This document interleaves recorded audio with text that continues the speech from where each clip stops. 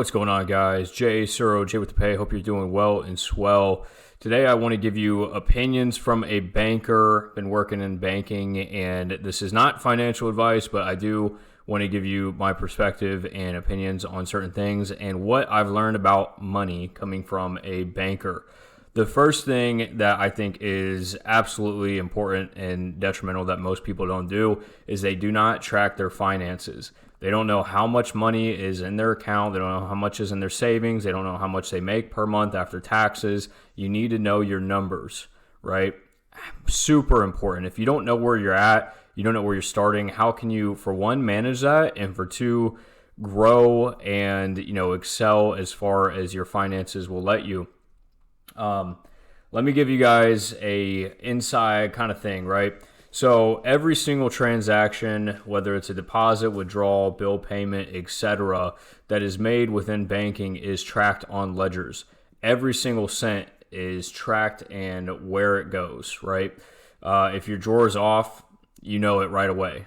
Pretty much as soon as you count, you know that something's off. So the bank is and financial institutions are one of the most successful businesses operating. Why is there a bank on every single corner?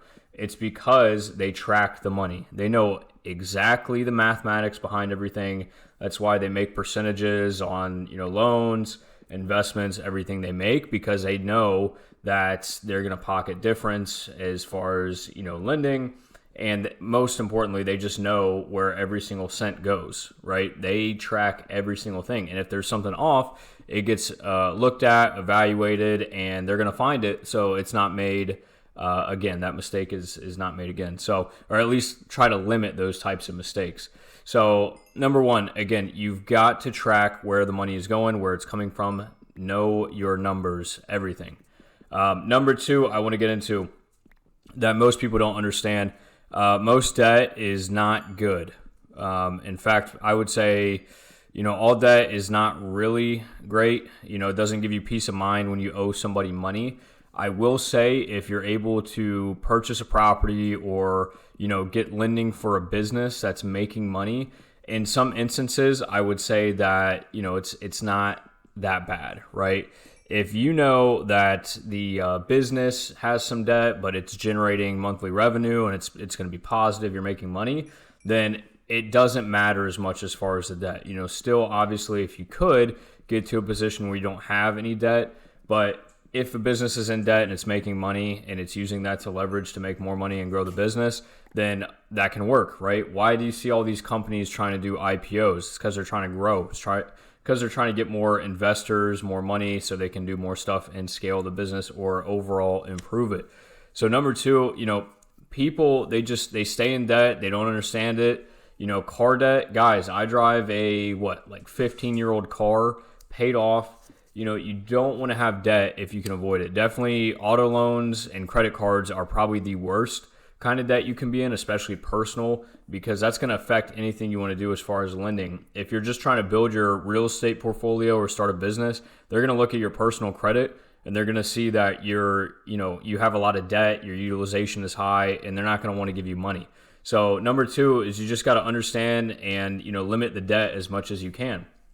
I used to have a brand new car when I worked in car sales.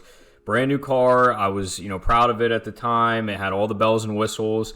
I ended up reversing all those decisions I made, getting that car. I also had a brand new motorcycle at around the same time. So I had a brand new car, brand new motorcycle. I ended up getting out of both of those into a 2008, rusted out Honda Accord. And, I had to humble myself, but it was paid off. Bought it in cash, and that worked out great. So that's number two. Understand debt, try to avoid it, and it's going to be a lot better. Number three, I want to get into, everybody should know this. Guys, inflation, they say, 2%, whatever. It's more likely probably 3, 4, maybe even 5%. So that means if you do a certificate of deposit or a high yield savings account, and, those are paying you 3.5, 3.75, 4, 4.25, etc. You're barely, if you are, outpacing inflation. Does that make sense? I want to circle back on that because I feel like that's an important aspect people don't understand. The rate of inflation is somewhere between 2 to 4%. So every time you're trying to invest money, do an investment, you have to factor in the inflation, right? Adjusted for inflation. So if you put, $100,000 in a CD that's 4%, your money is really being stagnant. It's not growing. It's essentially staying the same, if that. It may slowly still be dripping, losing value, if that makes sense. So really, to invest, you've got to make more than a 4 or 5% return, just because the rate of inflation is already at that 3 to 4%. So doing a CD, doing a high yield savings account is not really going to, grow your wealth. I mean, yeah, it's better than nothing, but your money is still not growing at the rate that it needs to make you money and to outpace inflation. So guys, I tried to go super in depth on all those. You got to know where the money is going. Number one, track every single cent just like a bank does, coming from a banker. Number two, avoid debt as often as you can. If it makes sense with a business or investment, by all means, run the numbers, see what you can do with it. And then number three, you have to invest. There's no other option. If you're not looking at something that's going to get you more than 4 or 5% return, what does it even matter? Your money is barely moving, if at all. In fact, it may be going the opposite way. So again, you got to kind of be invested in the markets, even if you're getting that on average 8% return in mutual funds or whatnot. That's at least growing the money a little bit. Now, the other caveat I will say, and again, this is not financial advice, anything higher than 10% rate of return is going to be risky, right? Don't let anyone tell you it's not. But if you can hit between that, 6 to 10% return on investments, that's kind of where, in my opinion, you want to be.